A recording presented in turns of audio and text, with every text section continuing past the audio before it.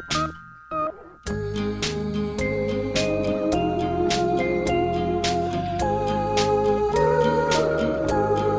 ever been walking through the Navy Exchange and wonder why all the Naval Pride and Heritage gear is horrifically ugly and you wouldn't actually wear it? Have you ever wanted some really cool gear and you just don't know where to go? Well, I got you, fam. Go to dgutspodcast.com immediately. Get yourself some Naval Pride and Heritage gear you'll actually wear in public.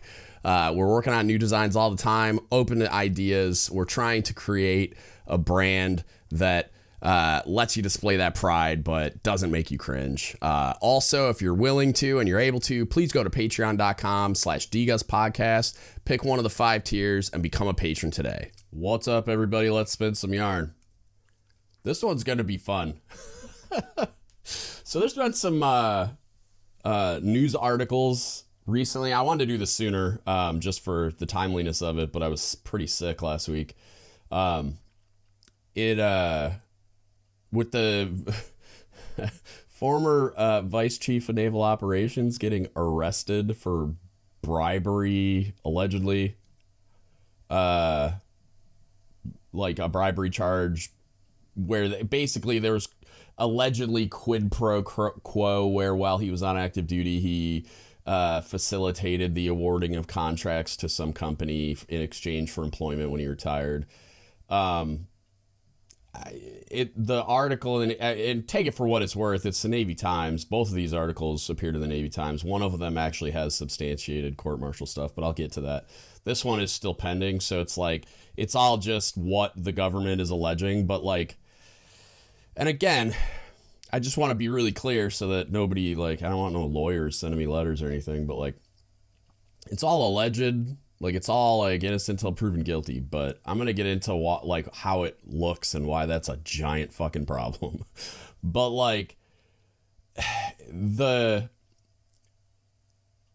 of these things like have raised this question in my mind. And it's like something I talk about on the podcast a lot about, like, how, you know, naval leadership development and education is a big deal. And like part of that would be ethics training, right? Which ever since Fat Leonard has become a more important thing, kind of. It's like it's talked about more. You hear the word ethics or behaving ethically a lot more. And there is, like, I think there's a GMT on it. I don't know. I can't remember. I found a link to a 2024 ethics training, but I don't have access to that stuff anymore. But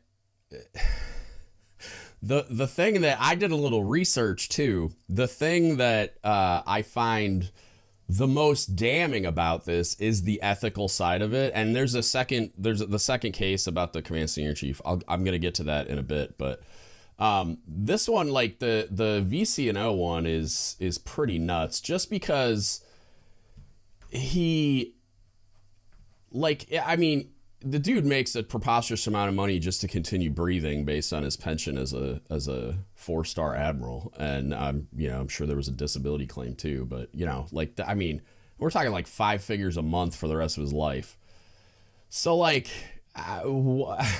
if any of it's true, I mean, it's all just greed based. This is just like somebody, I mean, he didn't need the money. So like, I don't know. Anyway, but it looks, even if he didn't do anything technically legally wrong, like even if like all of it was technically legal, right?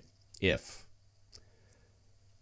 it wasn't ethical, like just the appearance of like some of this stuff, because like, and where it gets interesting is when you start doing some of the research on ethics, right? So it's just like, it looks bad. Like I think everybody can agree that even if everything was legal, right, his behavior still didn't look like it was above board, right? And there was at least an appearance of, this feels weird. Like this feels like a sticky gray area type of a situation. But then when you get into reading about ethics, so like I found the annual ethics message from the CNO. This was 22, it looks like. I just did some quick Googling, so like I didn't go down the rabbit hole super hard, but it's what's funny about the message is it doesn't define anything about ethics. Like, it doesn't say how to behave ethically. It just says to behave ethically. But like one of the things, it's like basically saying like the public services is a public trust, right? Like doing what we do, it's like implied that you're going to behave in a way that isn't just legal, like isn't just not breaking laws, but is like in the best interest of everyone and also appears to be above board, right? It's, I wish I should have highlighted some of this, but like setting the example for your subordinates, engage in conversations, be open and encourage your employees, right? It's like it's I mean, this message is kind of just sucks, but what I found really interesting was there's a code of ethics, which again doesn't tell you how to behave ethically exactly, or doesn't like go into like what ethics means and like some principles and how to do it, because it is one of those things where it's like it's subjective, sort of, where it's like they give you kind of guardrails and you have to then apply those to the situation you find yourself in, and it can be difficult to always understand what the most ethical path is, but it's, I mean, I don't think it's that hard, but like there's times where it is, but it's got do's and don'ts, and it's just talking about like what you should do and what you shouldn't do, and one of the do's, you know, like they're pretty vanilla. Place loyalty to the Constitution, the laws, and the ethical principles above private gain. You know, there's that, I guess. And act with impartiality towards all groups, persons, and organizations. But like when you get to the do not, solicit or accept gifts from persons or parties that do business with or seek official action from DOD unless permitted by an exception, whatever that means. Make unauthorized commitments that promises, it's not really. Take jobs or hold financial interests that conflict with your government responsibilities. That feels applicable. And take actions that give the appearance that they are illegal or unethical. The appearance. It doesn't say like actually illegal or unethical, just the appearance that they're illegal or unethical, which it appears pretty fucking illegal and unethical, right? What appears in that article, what's alleged by the Department of Justice, which it is alleged, but what I also, another thing I wanted to highlight was, and again, it's all alleged, innocent until proven guilty, blah, blah, blah. But like, there's a part of me that is sitting here thinking like, would they have brought these charges if they didn't think the case was airtight, just based on the PR that comes with charging a former vice chief of naval operations and a retired 4-star admiral? You know what I'm saying? Like, it immediately made headlines and went all over the internet. I got a shitload of engagement when I just posted a screenshot of it and just said, oh God, what the fuck? You know, like, I was actually surprised because like most of the time when you post like a picture on Instagram, you like, they want video nowadays. So like, but that thing, I mean, wow, like it got people fired up. And, so in my mind, I'm like, you know, like you can't convict anybody in the court of public opinion, or you shouldn't. You should allow for the process to unfold, and that's what I'm trying to do. But and I just want to talk, like I'm going to highlight more of the ethical problem with it that is based primarily in the take actions that give the appearance that they are illegal or unethical. Like do not, right, is that's in the do not column. So effectively the sentence is, do not take actions that give the appearance that they are illegal or unethical. Yikes, right? You done fucked up. So then I'm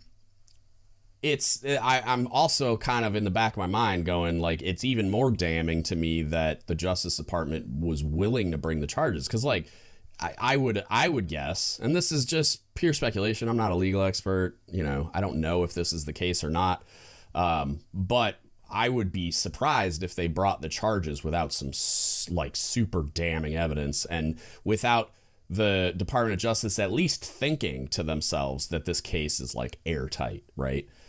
Just because of the PR nightmare. So there's that. Whether that's true or relevant or not, I don't know. It's just something that popped into my mind when I was thinking about. I'm like, okay, it's all the art, because I reread the article before I started recording, and I'm just like, it all says alleged because they haven't done the court case yet, which I don't know if it's a court martial because he's retired, but either way, like whatever, I think it's just going to be a federal trial because it's the Department of Justice coming after him. But and then this was my favorite part when I was researching the ethics stuff. There's a specifically for flag officers, right? This is a memorandum for all flag officers. The subject line, annual standards of conduct guidance, right? And it's based in ethics. It's like ethics guidance for all flag officers from the Vice Chief of Naval Operations, which is the position that this dude used to occupy. I keep saying this dude. I always forget his name. Burke, Admiral Burke. Robert Burke is his name. So there's the last job he had in the Navy before he retired.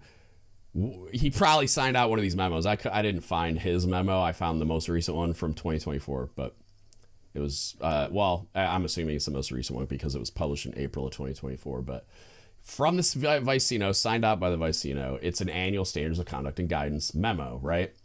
And I really enjoyed this memo. So there's like a letter on the front page with like some just front matter, right? Where it's like kind of like an overview of what it is and what got updated and stuff. But he's talking about like the first paragraph says, as leaders of our Navy and stewards of taxpayer dollars, our choices and behavior must be beyond reproach, demonstrating the highest ethical standards every step of the way. In an ever-evolving global landscape characterized by continuous operations worldwide, our core values of honor, courage, and commitment remain our foundation. Our integrity, and that's bold, serves as the cornerstone of that foundation, fostering the trust and confidence placed in us by both the public and our team. This guidance is a toolkit to support you in setting and holding high ethical standards, right? So we already know, like, even if he's not guilty legally, he violated the standards of like the like overall Secretary of the Navy ethics statement, like the Navy Code of Ethics, and this like at least this one. I mean, maybe when he was doing this stuff or not doing this stuff, because allegedly, I'm saying allegedly, legal people. He, I'd said something different. I don't know. But like, it says our Navy is developing a learning culture that enables our people to think, act, and operate differently. I'm challenging each of you to chart a course that pushes your organization's daily improvement and fosters a mindset that values transparency, problem solving, and continuous learning. This means making tough ethical decisions every day and having the courage to distinguish between right and wrong, ethical and unethical. Be the voice in your organization questioning, just because we can do this, does that mean we should do this? Exemplify the standard for embracing the red. I've never heard that before, but creating an environment where everyone feels safe to highlight ethical concerns. Weigh not only the letter of the law, but also the perception of your actions. Perception. Yeah, I'm just like, come on, man. And then it's specifically just directed at flag officers. The whole thing is directed at flag officers, but underlined, I am counting on each of you to lead with integrity. And then it's just talking about flag officers must exemplify unwavering integrity and ethical leadership within our respective domains of the Navy. It just goes on, and a lot of it, they're kind of like repeating themselves a little bit. But then this is the best part. Like, I was on a low level flag staff before I retired, and there was a JAG on staff with an LNC, right? It's not like if there's even going to be the appearance that something is just unethical, say, or let alone illegal, right? You have a lawyer in-house, it's just like a staff counsel, basically, just like an in-house JAG and an LNC that you can talk to. Like, we had a 04 and an LNC that had been in for like, she retired from that command. So it's just like, why would you? I went and talked to LNC all the time asking legal questions. So I'm just like, why? Like, how do you find yourself in this situation unless you were willfully trying to wade into an ethical gray area at minimum, you know? And then, of course, they end it with, you know, we owe it to our sailors and the American people to uphold the highest professional standards. Whoops. Doing so reassures the American people that the warfighting Navy is steadfast, dependable, and world-class. Actively safeguard the public's trust. You are the foundation of ethical conduct for everyone you lead. That's in bold as well. And like, to have this kind of a flag face plant on the cover of the Navy Times, it's just like, fuck, man, come on.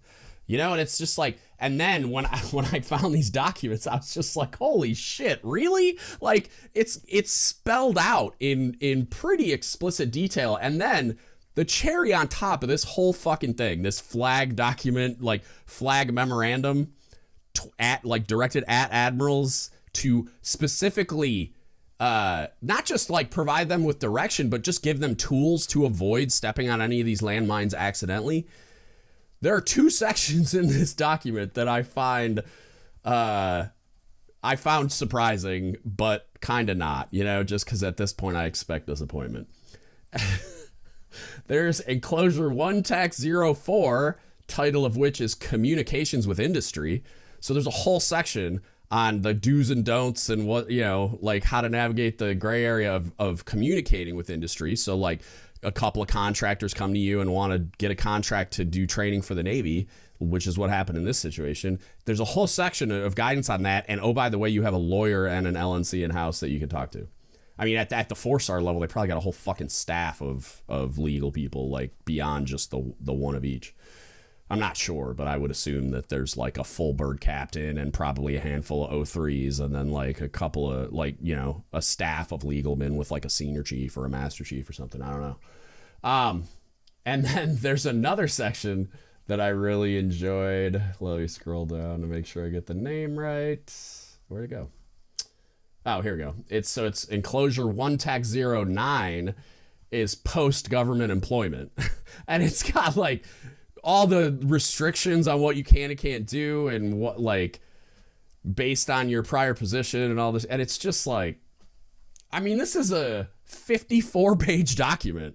It's a memo. It's not even an instruction. So there's a question of like, is it policy? Is it not policy? But it's effectively a written order from the VCNO. So it's at least applicable to all the flag officers that aren't the VCNO and CNO, I guess. But I just, yikes.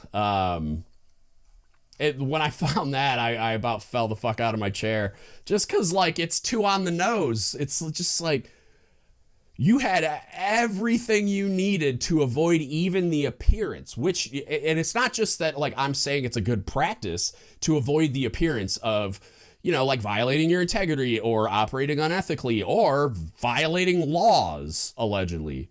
But fuck, man, like, you had all the tools at your disposal to make sure you didn't even, like, come close to edging the appearance of operating in any way that just looked bad. There goes my dogs. It's every 5 minutes. So I mean, it's just shocking to me. And they have the whole legal staff and just like, I mean, come on. Like, put aside the whether he did or did not break the law, right? Just pretend that's not real.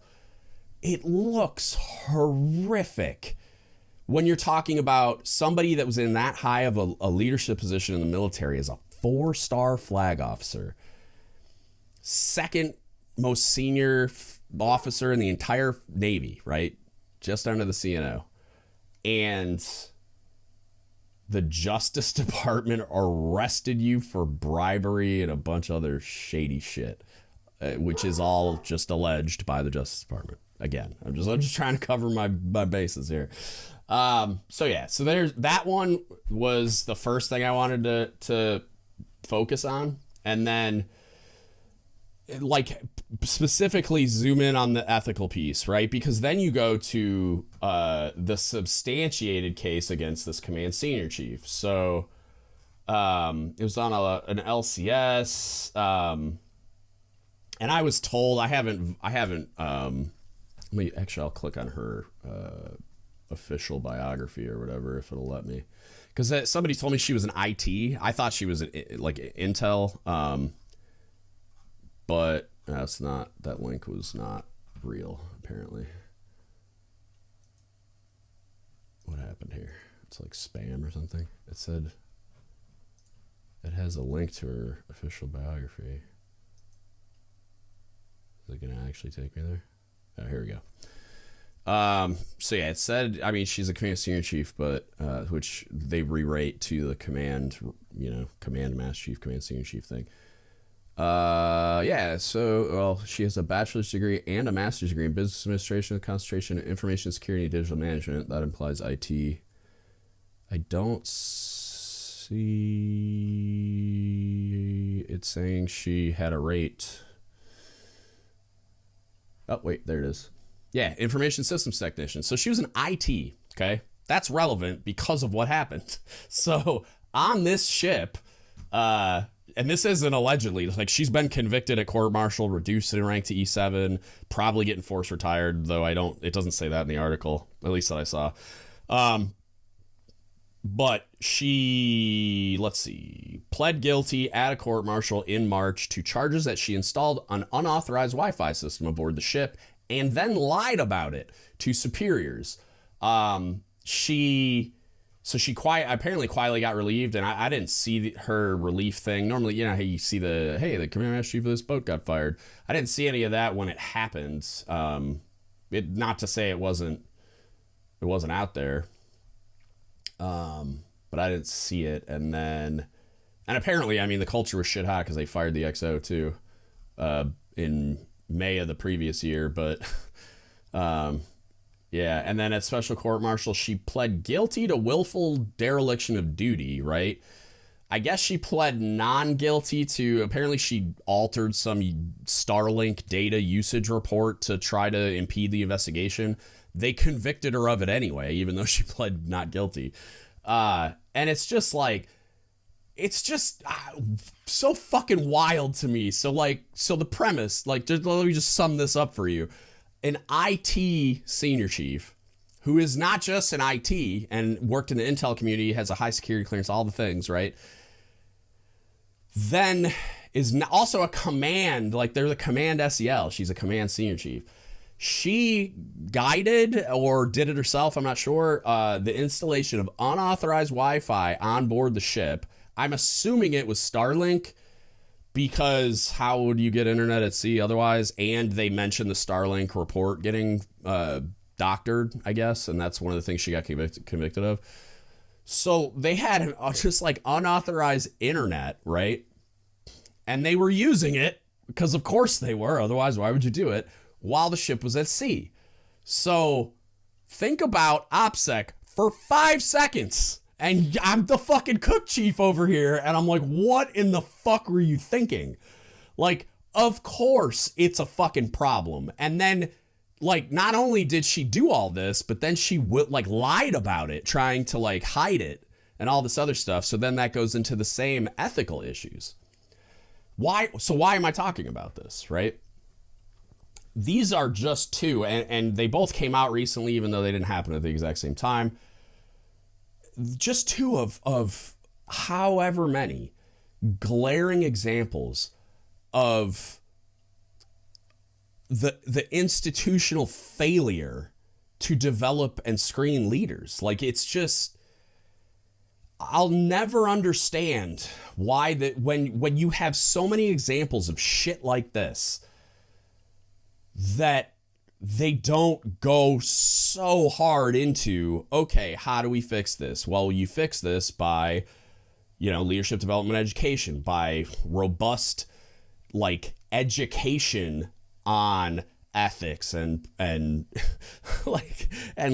leadership and integrity and all the things that we're having problems with. And then there should be screening and qualification processes that are such that this like should be really, really hard. You really, or if something does happen, there's absolutely no excuse for it, right? There's no like talking your way out of it or any of that stuff, which, I guess in a lot of cases these people aren't talking their way out of it, but I would like to see more of like this flag memo towards, like to give, they like you have all the tools to not fuck this up, right? It's a human organization comprised of humans that are fallible. So like you're always going to have personnel issues at every level eventually, right? But I don't think we do enough, like anywhere, like obviously, like I don't think we do enough, not just for these senior leadership positions.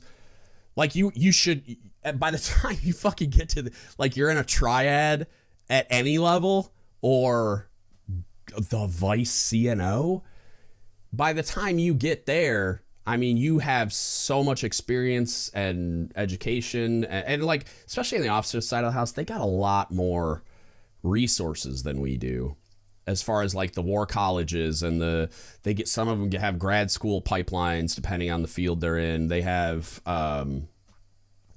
just all these like the Naval Academy. I mean, that was one of the things I found when I was doing my searching is like the Naval Academy has leadership and ethics classes as part of their curriculum. So it's just like there's so much. And I mean, now we even have the Navy Community College, which I think is more of an enlisted device. I don't know if officers use that or not. I haven't really gone down that rabbit hole yet. I really should. If anybody knows anybody like from the Naval Community College orbit, like whoever, I don't even know who owns it. It's probably the War College or Naval Leadership and Ethics Center or something like that. But if anybody knows anybody that's like a Navy Community College expert, hit me up. I would love to talk to them and learn more about that. There are a lot more tools on the officer side of the house for them to get this kind of an education, right? I'm not saying they always do. I would think by the time you get to Vice CNO, you've had a very robust education on all kinds of things, and there's just really not an excuse institutionally for somebody in that position to ever do some shit like this. Again, it's the actual crimes are just alleged. But I'm just saying, like, there's no excuse for you to even create the fucking appearance that this could be possible. That's what I'm, like, really fired up about is, like, okay, yeah, maybe you did, maybe you didn't, like, break the law. But fuck, man. You had to know how this looked. I don't believe for a second that there's a way that you could explain to me that, like, oh, I didn't know, like, especially with these documents and the ethics training that I'm sure he got. And he probably fired one of these memos out to all the subordinate flag commands saying, hey, behave ethically and blah, blah, blah, blah, blah. And then, here we are. And then, yeah, you see it in the enlisted side too, obviously. I mean, what's it gonna fucking take? That's like the summary of my reason for spinning up this podcast right now. Is just like, what's it gonna fucking take for the Department of the Navy to take leadership development and education seriously? Like, what's it gonna take for them to pour a shitload of money into the infrastructure of however you want to do it? You want to just like expand the War College and or the like NLEC and or whatever, cool. Like however they want to accomplish it. Like I would think it would be some kind of a hybrid between like the War College is involved, the Senior Enlisted Academy is involved, which they're all kind of subordinate commands of the Naval War College, I think, or Naval Postgraduate School or something like that. The community college, the Navy Community College, the NLEC ELD, War College, you've got all these mechanisms that already exist, right? And there's plenty of people you could contract with. Like, I would like go to Echelon Front, get Jocko and the boys, and cut them a giant fucking check. Like, or Dave Deary at Enlisted Leadership Foundation. Like, I'm sure you're not going to come to me, but you could. Like, I mean, I could provide podcast resources. There's so many fucking people that they could cut a check to as well. right? I like Raymond Kemp has a consulting agency, he's a retired fleet. There's a ton of them. I think his name's Raymond. Don't quote me on that. I know his last name's Kemp. I think it's Raymond.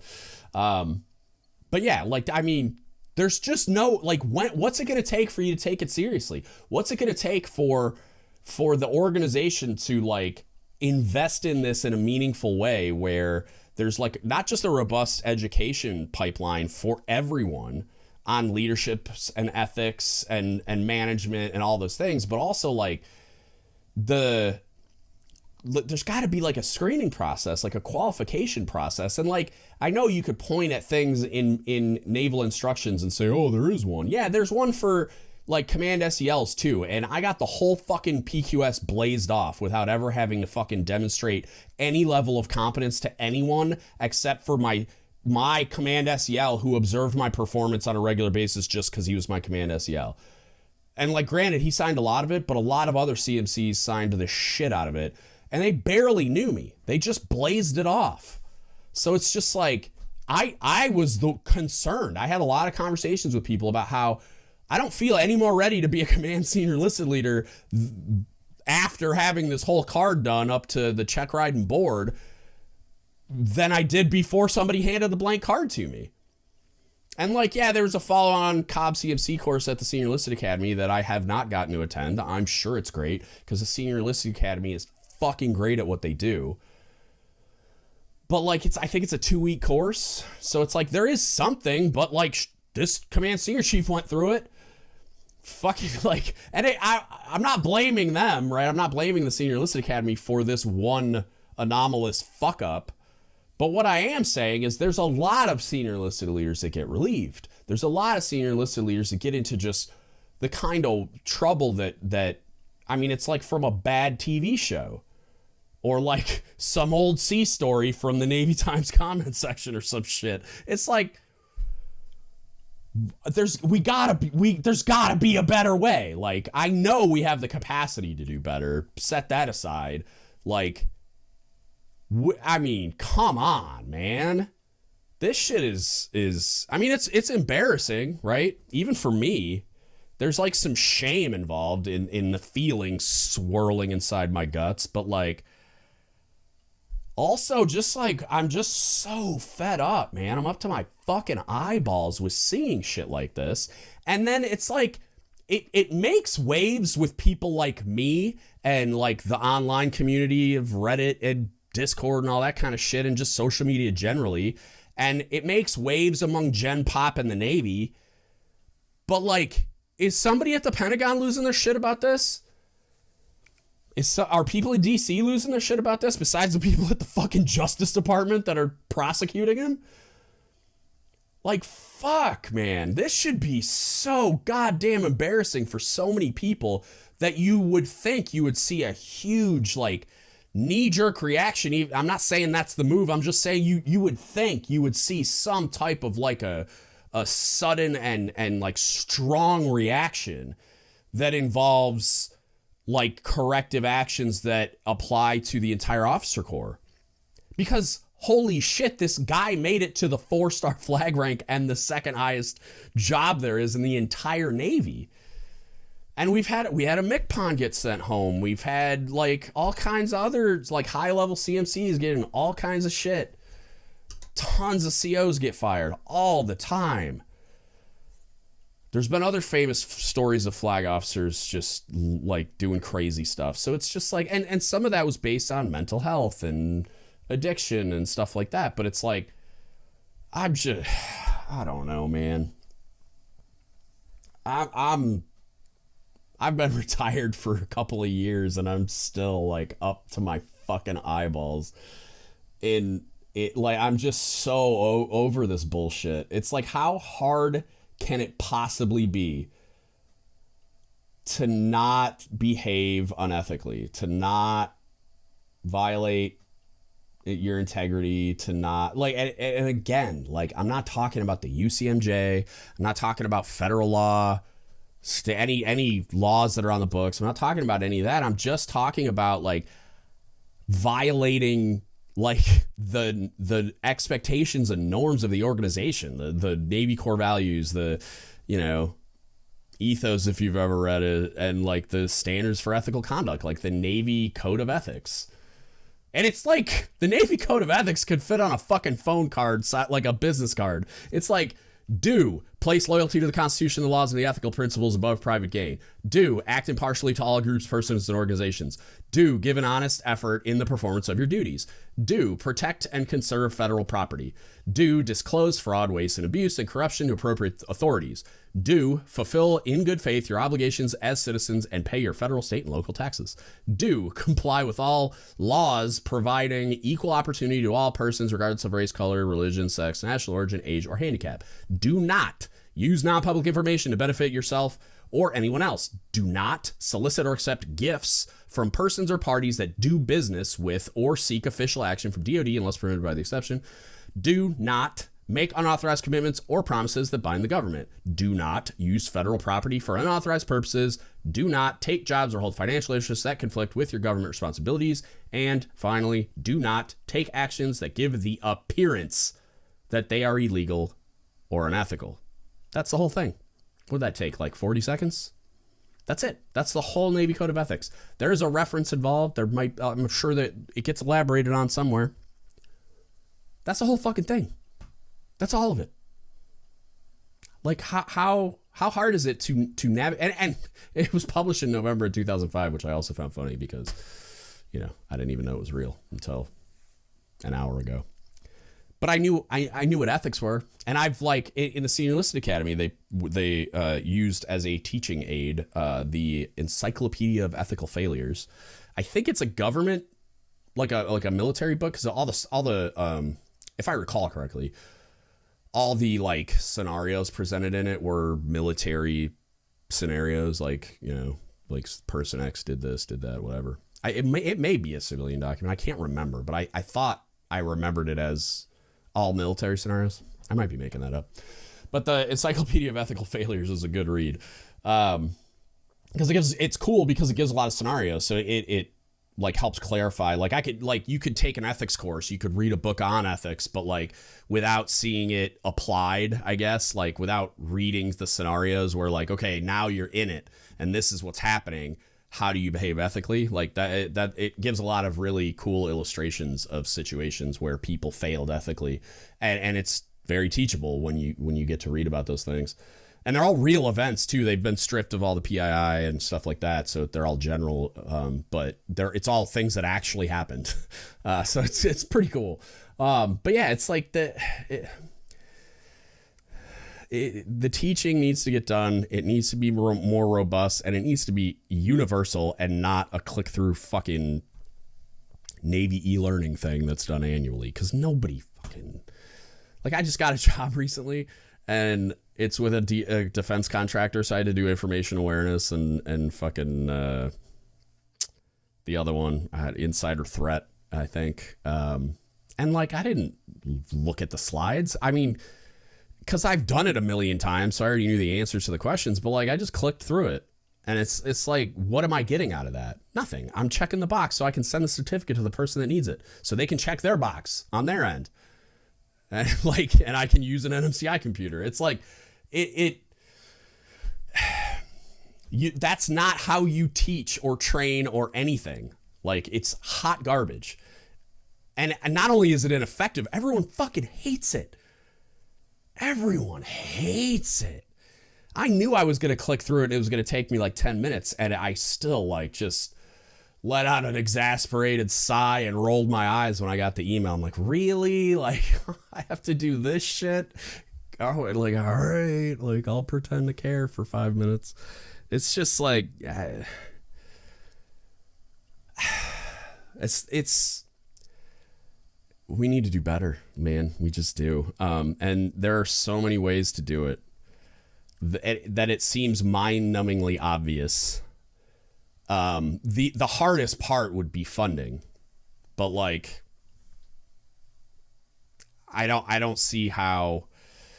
And at what point is the threshold for pain crossed? At what point are they sick of seeing these Navy Times covers and being embarrassed and probably having to answer questions to Congress about how the fuck a VCNO could get caught up in all this shit? or how OPSEC could be, violated on in such an egregious way by such a high-ranking person that should be the one safeguarding against shit like this, not the one doing it and then lying about it. Wow. I mean, I'm fucking beside myself, and it's super frustrating to see this kind of shit happening regularly.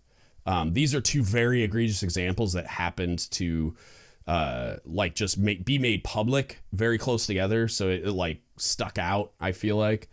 But I mean, you could go compile a list just in the last 12 months and it would be a shit show, I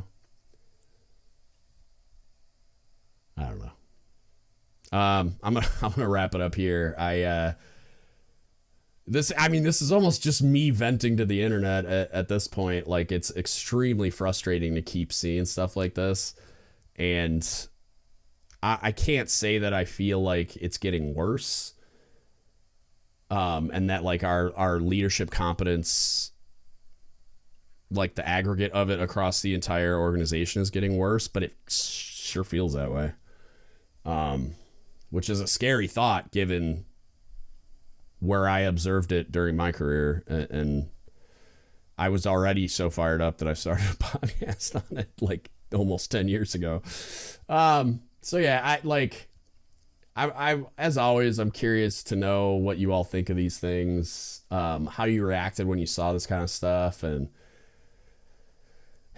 if you have similar stories or even questions or feedback, hit us up. Don't give up the shit podcast at gmail.com. You can Facebook message us, Don't Give Up the Shit Podcast. Or you can DM us on Instagram, Reddit, or Discord at DGUTS If you want to support us, you can go to dgutspodcast.com. There's a donate button in the upper right hand corner of the website. Or you can go to dgutsapparel.com, get yourself some naval pride and heritage gear you'll actually wear in public. Or patreon.com/dgutspodcast. Pick one of the 5 tiers. Become a member today. The lowest one is $5 a month. Like, you won't even notice it's gone, man. But like, it will help so much. So like, if you could and you're willing to, go to patreon.com/dgutspodcast. Pick one of the 5 tiers. They're all got cool benefits. And that helps a ton. If you can't, spend any money, no big deal. You can like, share, subscribe, review on all the platforms for all the things. Like, subscribe on iTunes, review us on iTunes, subscribe and, share the content on YouTube. We're still trying to get monetized over there. So the more people that subscribe and consume the podcast that way, like the watch hours help, the subscriptions help. You can like tag people, share the, social media stuff, follow us on social media, whatever. It all helps and it's free. So we appreciate any of it. Anything you do, whatever's most convenient for you. It's just a couple of taps on your phone and it's donezo. And that's it. That's what I got for you today. Thank you so much for listening, and don't give up the ship. Please hit the like button, drop a comment down below on what you thought, and subscribe to the channel.